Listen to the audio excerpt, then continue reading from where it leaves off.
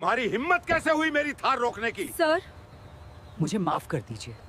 क्या तुम जानती हो मैं कौन हूँ? झारखंड का इलाका, जहां दूर दूर से सिर्फ मिट्टी, धूल और हवा की तेजी थी और सूरज की धूप भी चरम सीमा पर थी।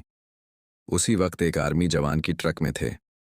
वह ट्रक में बैठे जवान अपनी छुट्टियां को खत्म करके अपनी गांव की जमीन को देखते हुए जा रहे थे। सबके दिल में एक उदासी थी। आज हमें फिर जाना है, छुट्टियां खत्म हो गईं। दूसरी तरफ खुशी थी जो कि देश की सेवा करने जा रहा हूं।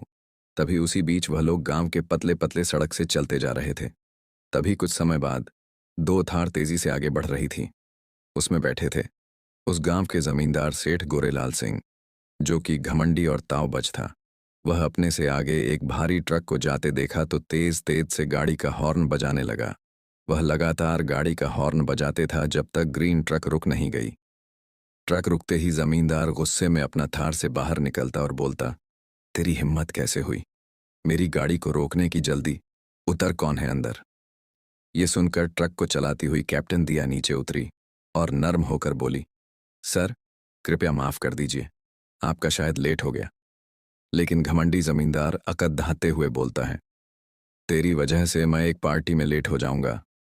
तुझे पता भी है कितने लाखों खर्च करके यह पार्टी किया हूं।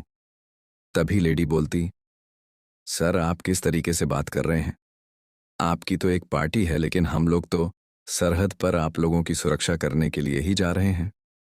तभी जमींदार अहंकार होकर बोलता, मुझे अपने से कंपेयर मत कर समझी।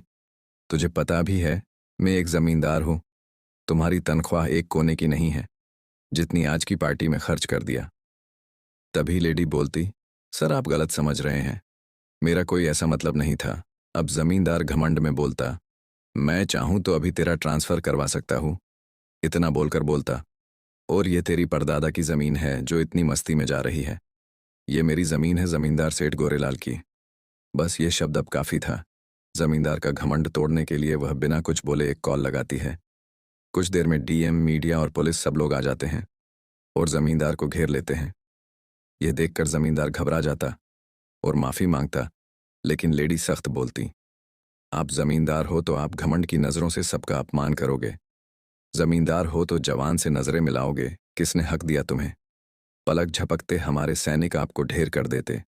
लेकिन हमें पता है कब और कहां बोलना चाहिए। और है यह सड़क ना आपकी है न मेरी, ये जमीन सरकार की है। समझे? आप अगली बार से किसी फौजी से बोलने से पहले 20 बात सोचना, वरना फौजी भूल जाएगा कि आप कौन हो। दोस्तों मैंने सही किया तो वीडियो को लाइक, शेयर और कमेंट जरूर करें।